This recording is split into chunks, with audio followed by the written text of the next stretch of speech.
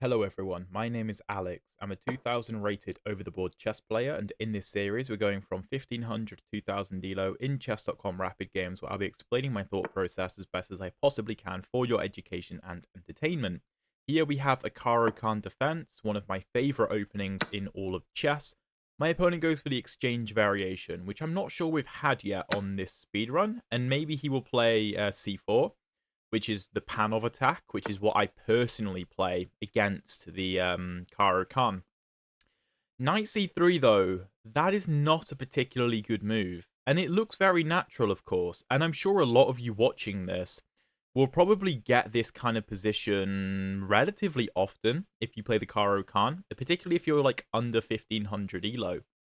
And you might be saying, well, you're just developing your knight the same way your opponent is. How can this be wrong, but this be correct? Well, what's the difference? What's the difference? We're both hitting each other's d-pawn. Okay, that's the same. The big difference, however, is my opponent has a c-pawn, and I do not. Why is that relevant? Well, the thing is, right, we essentially both have two central-ish pawns. My pawns are obviously in the center, E and D. My opponent has D and C. So C is kind of in the center, but it can either support his D pawn or challenge my D pawn, right? So the main line is bishop to D3, knight to C6, and pawn to C3, supporting D4. Alternatively, you can play C4 straight away, utilizing this pawn to attack the center, and then go knight C3, which is what I play. But the problem with putting the knight on c3 is that this pawn now can't go to either square. So it's a complete waste of a central pawn, essentially. The knight is just in the way. And it also means that this d-pawn could become weak in the future, because now you can't protect it with a pawn, because again, the knight is in the way. So we're going to develop bishop to g4. This should be pretty natural looking, just pinning the knight to the bishop. Also, we are fighting for the d4 square, because although the d4 pawn is on a dark square, therefore our bishop can't directly target the pawn, it can target the knight pinned to the queen, which can control the d4 square, right? So we can use our light squared bishop to fight for the dark squares in a slightly, like, I don't know what the word is, but in like a different manner, in a less obvious manner. Let's go bishop to h5. There's no... I mean, you could take, in fairness... You could take... To be honest, I probably should have taken... I probably should have taken that. That was a little bit too premature. That also highlights why this knight sucks on c3, because I could have just taken and gone knight here. And if taken pawn takes, then I mean, yeah, no, that was just a terrible move from me. Okay, whatever. Whatever, we move. Let's go knight to f6. Continue the development. Yeah, g4 is fine, so we'll drop the bishop back, and the point is knight to e5, ganging up on the c6 knight, right? Also hitting the bishop, but realistically, you're not going to take this bishop and open up the h-file for me. That would be very bad. But we can just go ahead and play rook to c8. And also, this c-pawn really does want to be on a square like c3, because it would also give the queen access to a4 to apply more pressure on the queen side, right? Which is normally how these kinds of positions would go. So, okay, my opponent goes pawn to h4. He continues marching forwards. Can I afford to ignore him? If I play like e6, h5, bishop e4, f3, my bishop just gets trapped. So that's no good. I could play knight to e4.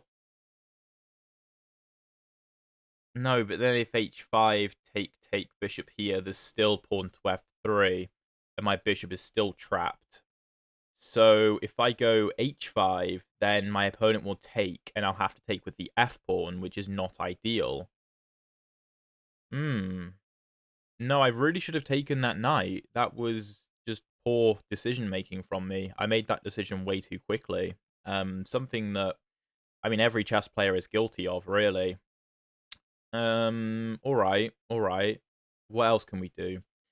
We could go a6. But if just take, and h5. Again, bishop here and f3, and my bishop is trapped. Not ideal. Not ideal. I think we're going to have to go h5 and accept this. Which, I wish I didn't have to. Okay, yeah, you can start with that. That also makes sense. Where should I put the knight? Well, no, if I go to d7, then I hang this. So I should probably come here. And if take, my pawns are really messed up. But no, this is a mistake, I think. You shouldn't take that first, because now I'll take with the bishop. And now my bishop's nice and safe. And if f3, I have the f5 square. So, yeah, that's really good. I don't think this was the best course of action for white. To be fair, I don't think this was a particularly accurate opening from either of us. Like I said, on h3, I should have just taken the knight, which would have pretty much... I don't know, maybe there's some complications, though, because if h3 take... If pawn takes, then, you know, we're balling. If take...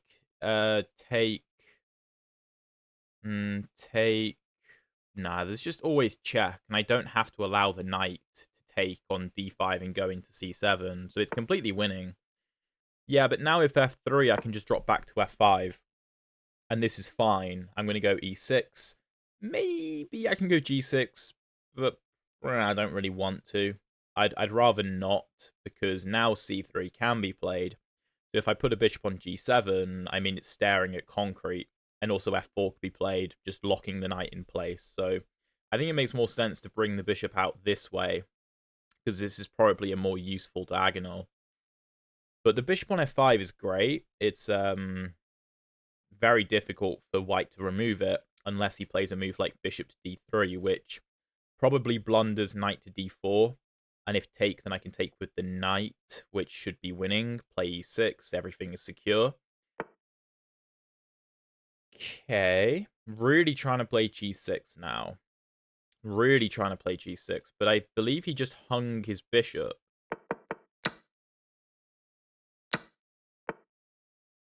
I mean, I could have played it here.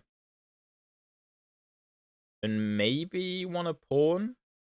But I think bishop f5 is probably easier. But no, that's just a free bishop with queen a5 check.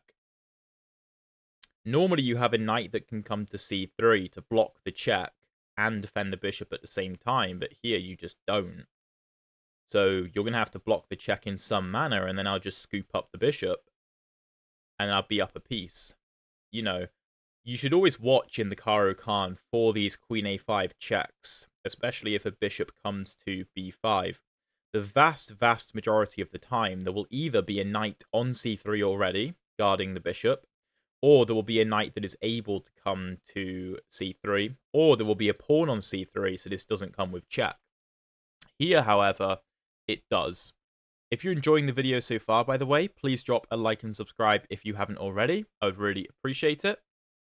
And yeah, this is just a very nice position. Yeah, bishop d2, of course we take. I'm not really sure if... Well, I don't really think that white has any kind of significant counterplay here. Trading certainly isn't the way to go. And I'm going to take with the rook so that I can apply as much pressure to the queen side as I possibly can. I don't have to worry about this diagonal being vulnerable because white has no light square bishop. I can also go ahead and take on b2 because you don't have this because I control that square twice. It's also a useful idea in the Caro Kann. When you have a bishop on f5, it makes b2 much weaker. Because in a lot of lines, when you take on b2, there'll be like rook b1, queen a3, and rook to b7, and white will get some very nice counterplay. But with the bishop on f5, you can never play this, so long as the pawn moves up to c3, which it normally does. So it's a nice little nuance. Okay, king to f2, that doesn't really do anything. I could go ahead and nab this pawn as well, because there's a pin, which I don't really see a downside. I mean, you could give a check, I suppose. I could also just offer a queen trade too. I could also just play e6 to get my bishop developed. Oh, I love the move e5, actually. I really like e5. Yeah, I'm going to play that. The point being, if take, then I come to c5 with check and get castled very, very quickly. Yeah, I really like this. And I mean, I'm weakening my d-pawn, sure. But I'm not that fussed. I also have this, which I really like. Playing on the fact the bishop is still pinned to the king. And I don't actually know how you defend this. The bishops are just incredibly powerful. Incredibly powerful. And the queen is just doing what queens do.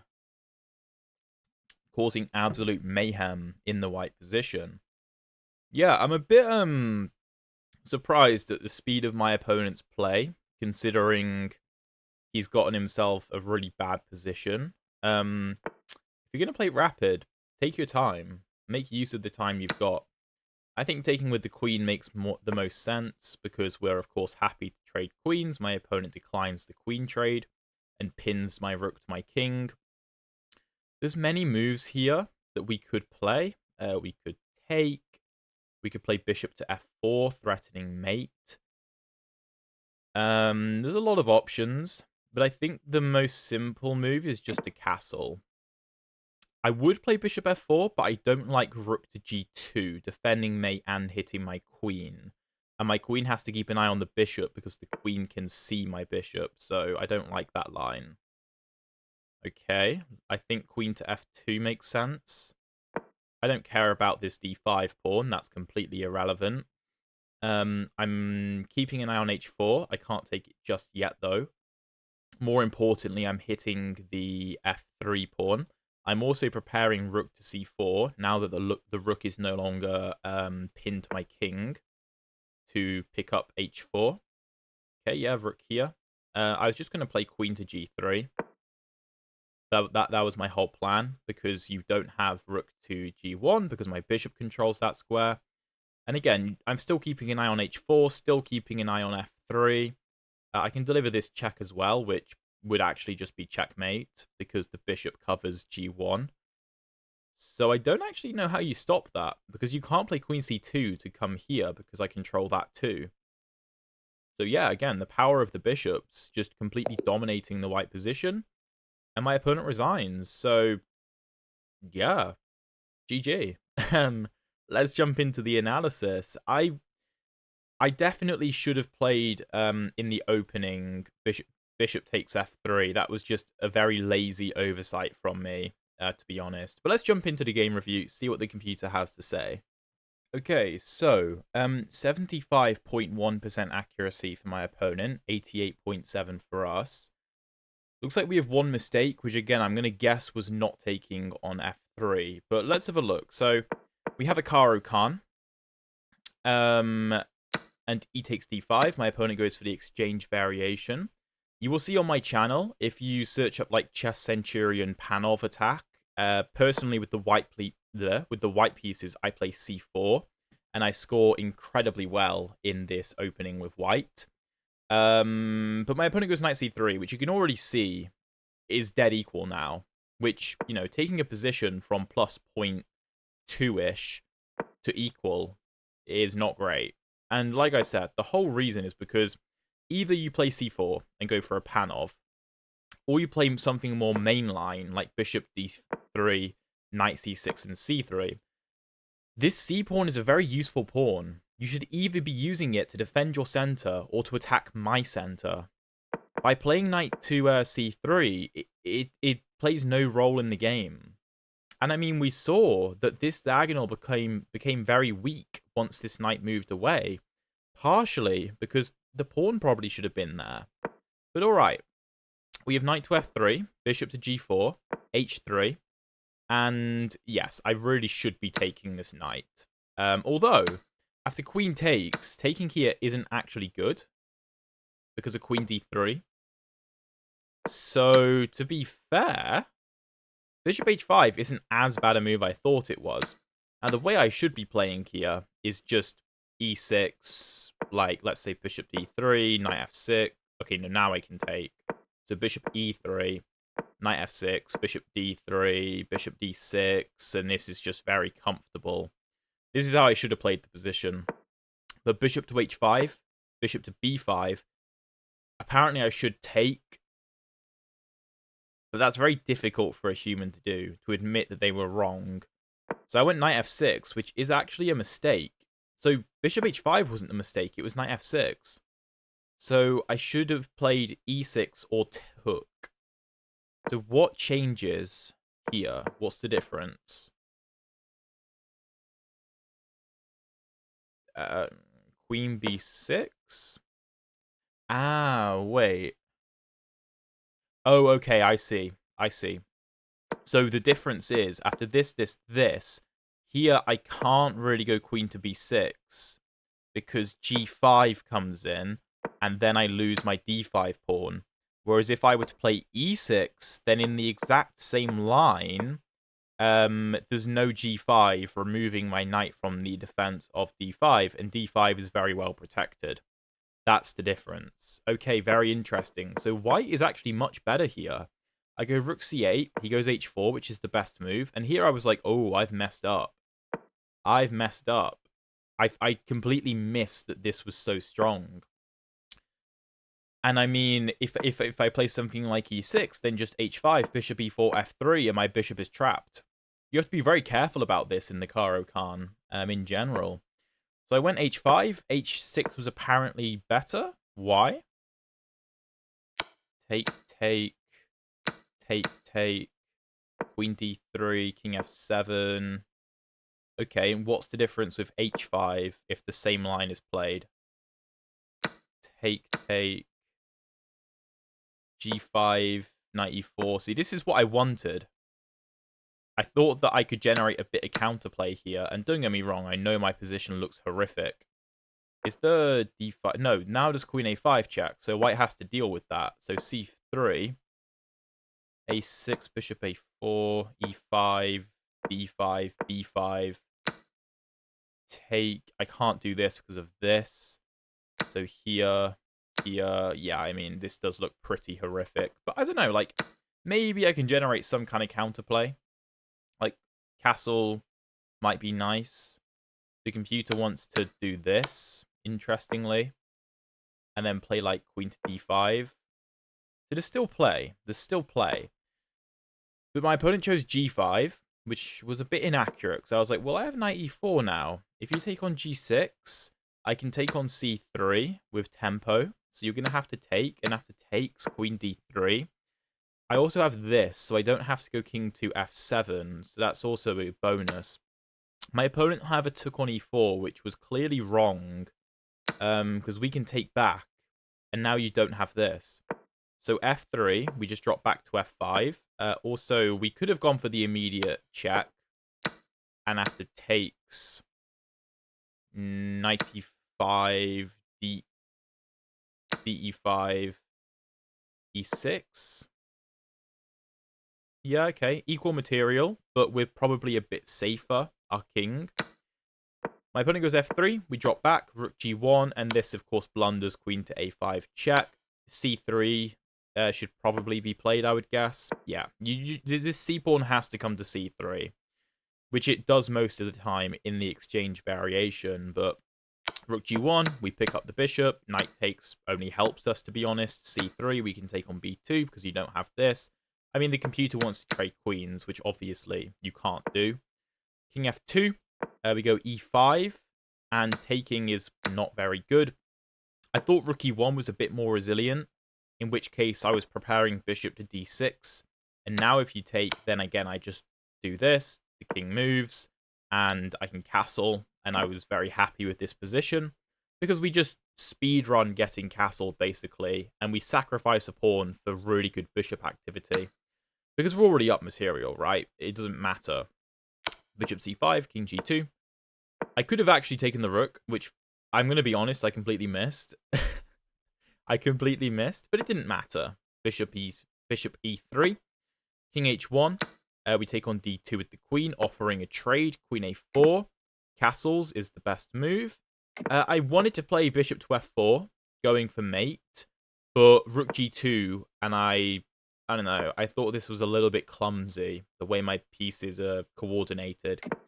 So castles, rook dg1, queen f2 is the best move, and here it's actually mate in 6 after queen g3. White just can't defend, so he resigns. I mean, basically, this is going to be mate, and you can't stop it. You just can't stop it. There's no way to guard the h2 square, because both of your pieces that can, these squares are covered. So my opponent resigns. And yeah, hopefully quite a few lessons, not only for myself, well, sorry, not only for you guys, but also for myself, to be completely honest. So, interesting game. If you want to see another very interesting Caro Kann game, check out the video up here. And if you want to see the previous episodes of the speedrun, check out the playlist down here. Thank you very much for watching, and I'll see you in one of those videos.